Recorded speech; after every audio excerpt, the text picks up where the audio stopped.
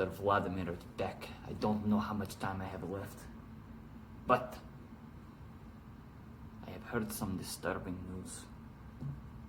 I was told that there is a bishop around these parts, and this Amish bishop is trying to find me, but I will not let it happen. So today we need to find him, and I am going to go out and look for him a little bit. But we must be very sneaky, very quiet. So we will need a disguise. Let's go. Alright, it is time to go and find this bishop. Shh! We do not want anyone to hear us, alright? Let's go.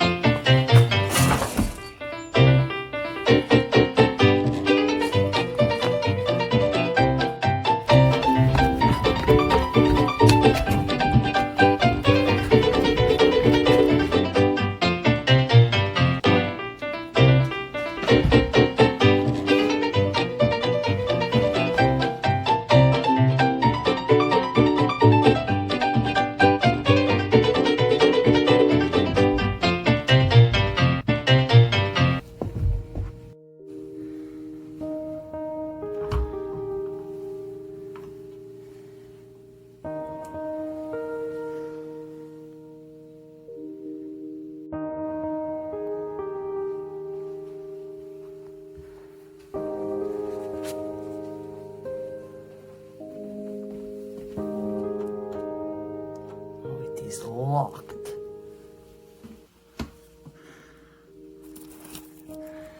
There he is.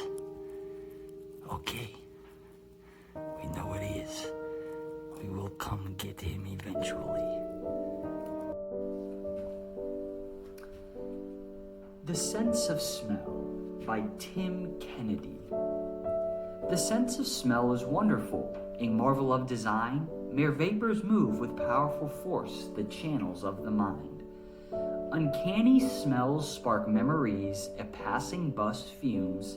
Recall a childhood walking along a Paris street in June. Repulsive odors knot the gut and make us gasp for air. The sulphury stink of paper mills, the musky stench of a bear. Imagination wakes at spicy scents, dreams of exotic breaks that reek of lavender and nard, sharp sandalwood and figs. Consider smells that make you feel aromas strong and sweet, hot black tops steaming in the rain, mown grass or smoky peat. But chicken sizzling on the grill, hot loaves fresh baked just right, and spicy cider are the best, smells that stir your appetite. All right.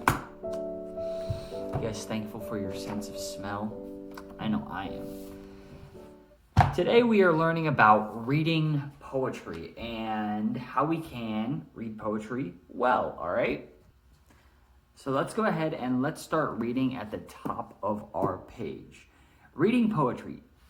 Do not read poetry by lines, but by thoughts. It should be read normally, not in sing-song, dee-dum, dee-dum, dee-dum, artificial sound.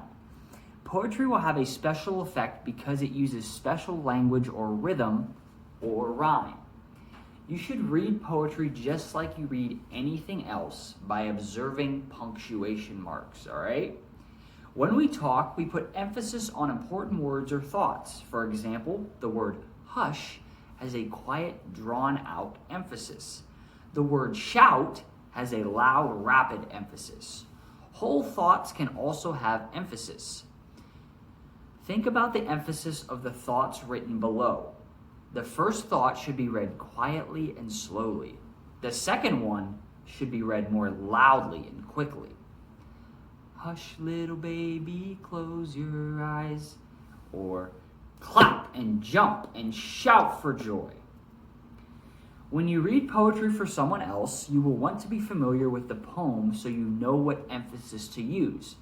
So that poem that I read you guys in the beginning of our lesson, I read over twice just to familiarize myself with it and know how I wanted to read it and emphasize certain points. Read a poem aloud to yourself several times before reading it to someone else. If you have a personal copy of the poem, you can underline words in the poem to emphasize and make notes on what sort of emphasis to use. You could also make notes on a separate paper. All right? So for your exercises that you're going to be doing today, you're going to read the poem and you're going to do the exercises that are listed below, all right? So you're going to mark the rhythm of the first line with iambic meter, and then, I just told you the answer for number 2. Oops. And then you're going to go ahead and do numbers 3, 4, and 5, and then number 6, you're supposed to read this poem and read it to someone. Read it to your mom or your dad or your brother or your sister, all right? Read it out loud to someone and make sure you practice it, all right? So practice reading over the poem and make sure you underline and do the things and know how you want to read it, all right? And remember, poetry is read by thought, not by line, all right? So make sure you follow your punctuation marks. If there's a comma or a period, if there's a period, we stop completely. If it's a comma, we just take a brief pause, all right? So that is our lesson for today. You may go ahead and do your new part and your we remember. Just gonna look over it really quickly.